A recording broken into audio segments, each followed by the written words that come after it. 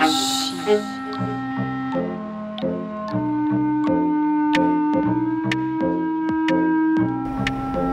Bonjour et bienvenue dans Archi Urbain, l'émission qui vous parle d'architecture et d'urbanisme à Bruxelles. Je retrouve Christophe Loire. Bonjour Emma. Ça va bien? Ça va bien. Toujours bien. Deuxième toujours émission bien. sur le néoclassicisme. Nous sommes place Royale. Nous sommes juste un tout petit peu en retrait. Là, Juste en retrait, juste devant Charles de Lorraine et son palais. Alors, avant de commencer à parler de cette place, mais justement tu ne voulais justement pas parler de cette place, donc je vais commencer à parler de cette place. Je ne comprends pas, à Paris il y aura un monde de dingue ici, et chaque fois que je viens ici, c'est mort. La place du musée où on se trouve, hein, Oui, donc, oui. effectivement c'est une place où on vient beaucoup trop peu souvent, et c'est ici qu'il y a le palais de Charles de Lorraine, qui est Oui. le personnage pour lequel on va créer le quartier royal, dont la place royale, et c'est-à-dire un patrimoine exceptionnel. C'est ça, patrimoine exceptionnel qui fait 40 hectares. 40 hectares. Ça veut dire 1/10 de Bruxelles-Ville. Bruxelles-Ville dans les anciens remparts, hein, donc dans le C'est ça. Pentagone, qui fait Oui. environ 400 hectares. C'est ça. Et ça veut dire donc 40 hectares d'architecture du XVIIIe siècle, à peu près conservés. Il y a Oui, eu quelques oui. destructions, mais on est parmi les villes d'Europe qui possédons le patrimoine du siècle des Lumières le mieux conservé. Charles de Lorraine est un personnage que nous avons derrière nous, est un personnage assez étonnant, un prince éclairé, très intéressé par les arts, les lettres. Il est doublement beau-frère de l'impératrice Marie-Thérèse, donc c'est vraiment un personnage royal sans être le souverain. Chez nous, c'est le personnage le plus important. On est juste à côté de l'Albertine, du Mont des Arts, et d'ailleurs on va alors remonter vers la place royale. Vers la place royale. Ok, on y va? On y va.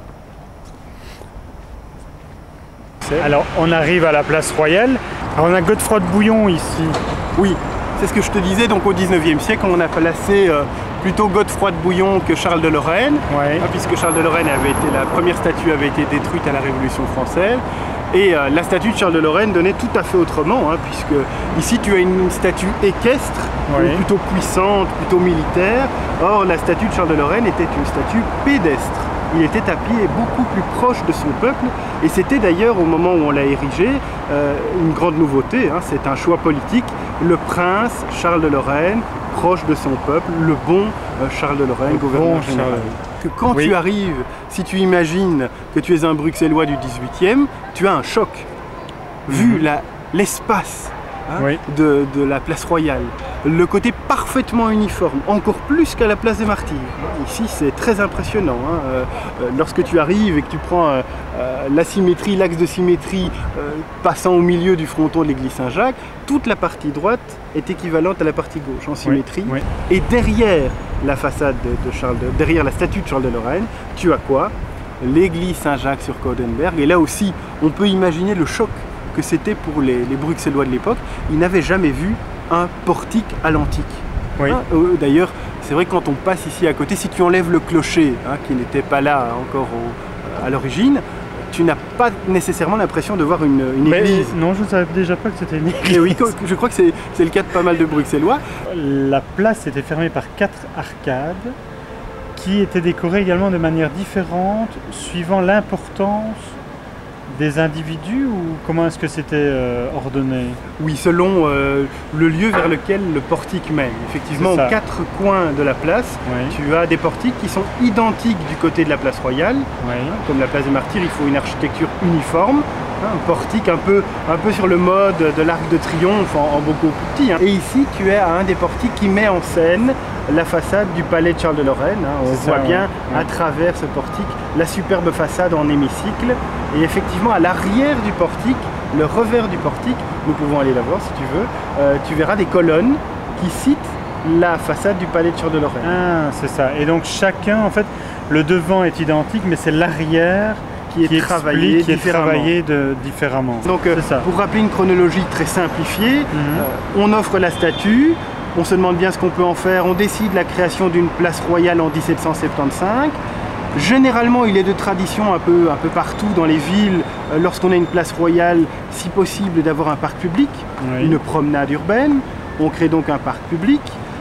1776-77, et l'ensemble des travaux se termine déjà vers 1783. Donc en une dizaine d'années, on a ce grand ensemble Voilà. qui est construit. Et c'est extrêmement rapide, hein. Oui, oui. C'est vraiment... Est-ce qu'on peut dire que la place royale est une copie de la place des Martyrs, mais pour les aristocrates? Oui, pas au niveau architectural, c'est le Copie, même style, oui, hein. c'est C'est ça. clairement le même style. Tu retrouves les La trois niveaux, la symétrie, Oui. le double axe de symétrie, Oui. l'uniformité, donc une architecture à programme qu'on impose aux propriétaires, mais ce ne sont plus du tout les mêmes propriétaires, hein. Ce ne sont pas des particuliers, des bourgeois bruxellois qui achètent, ce sont pour la plupart des abbayes à qui on impose de construire, parce qu'évidemment, si tu regardes les hôtels, ils sont plus imposants, Oui, donc c'est oui. évidemment beaucoup plus cher de faire élever un hôtel particulier de la place royale qu'une maison de 3 travées de la place des Martyrs, hein. Et donc tu as ici généralement 7 travées avec une porte cochère, le balcon. Et à partir de là, donc, tu as un style plus simple, tu n'as plus ce pilastre, tu n'as plus ces bucranes, donc c'est légèrement plus simple que de la place des Martyrs, mais c'est plus monumental, hein. C'est plus grandiose, c'est un côté plus aristocratique, mais tu retrouves, comme je te le disais, ces 3 niveaux, avec ce bel étage où il y a le balcon, et tu dois imaginer les superbes vues, hein, que tu as depuis ces hôtels, puisque donc tu as les arbres du parc. Tu avais les arbres côté passage des colonnes, actuelle rue de la Régence, et tu as la superbe vue sur le bas de la ville. C'est un très beau panorama, et symboliquement, tu le disais, le lieu donc, du pouvoir communal dans le bas de la ville, avec le lieu du pouvoir central dans le haut de la ville. Donc c'est vraiment un jeu d'architecture et de nature, hein, avec de superbes perspectives. Ça, c'est un petit peu comme à la place des Martyrs, tu as une pensée urbanistique. La place est pensée avec des axes qui sont ici encore plus novateurs parce qu'ils sont vraiment au centre des axes, donc il y a une réelle pensée urbanistique, et par rapport à ça on met en scène le pouvoir, la figure du prince qui est au milieu. Nous voici dans un petit salon du parc de Bruxelles. C'est le premier parc public. C'est le premier parc public, c'est ça, donc avec également des codes que l'on invente. Ah oui, parce qu'en inventant le premier parc public, tu inventes un nouvel espace avec de nouvelles règles. Et donc on va réaliser un règlement du parc, ça nous semble nous évident, mais à la fin du 18e il a fallu réfléchir. Et donc c'est également des codes sociaux, des pratiques nouvelles. C'est la première fois qu'il y ait un espace public à Bruxelles et même en Belgique autrichienne, où on ne peut pas rentrer à cheval ou en voiture. Et alors également un espace où on a de l'art, où on a des statues, qui sont donc offertes au peuple, à tout le monde. Ah oui, c'est un programme de sculpture publique offerte à tout le monde, mais c'est la naissance de la statuaire publique. Jusque-là, tu n'avais pas de statue dans la ville, tu avais de la statue sur les façades, des statues monumentales sur le monument en tant que tel, mais placées dans l'espace où on pouvait tourner autour, ça n'existait pas. Donc c'est vraiment un lieu très particulier, hein, quand tu imagines, premier parc public, le parc de Bruxelles, c'est apprécier des nouvelles senteurs olfactives, mais également des nouvelles visions, des nouvelles perceptions. Parce que quand tu te trouves à l'entrée du parc et que tu regardes vers le rond-point central, tu as une perspective d'environ 500 mètres. C'est ça. C'est énorme pour l'époque. On n'est pas du tout habitué à avoir cela, je te l'ai déjà dit, dans des rues plutôt sinueuses. Tu vois éventuellement, tu vois 20-30 mètres au maximum.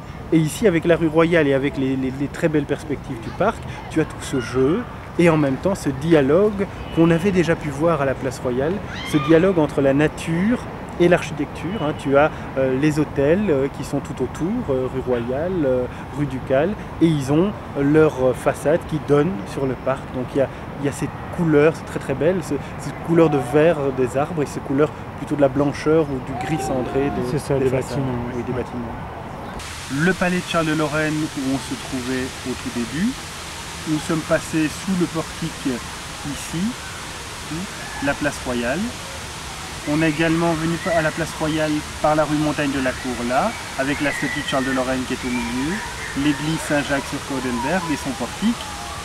Par ici on a accédé vers le parc. Tout le parc est ici avec la rue Royale, avec la place des Palais actuelle qui s'appelait rue de Bellevue, la rue Ducale, la rue de la Loi qui s'appelait rue de Brabant, qui est ici, avec l'actuel Parlement, hein, qui était le Conseil souverain de Brabant. Et donc tout cela, en fait, de la porte de Louvain à la porte de Namur, et du palais de Charles de Lorraine hein, jusqu'au mur ici d'enceinte, ça fait 40 hectares. Et tout cela est créé entre 1775 et 1783. Bien que je te remercie, j'espère que toutes ces explications ont redonné l'envie aux Bruxellois et autres de venir visiter ce patrimoine architectural important et pratiquement unique au monde. Et je te remercie, à bientôt. À bientôt. Merci.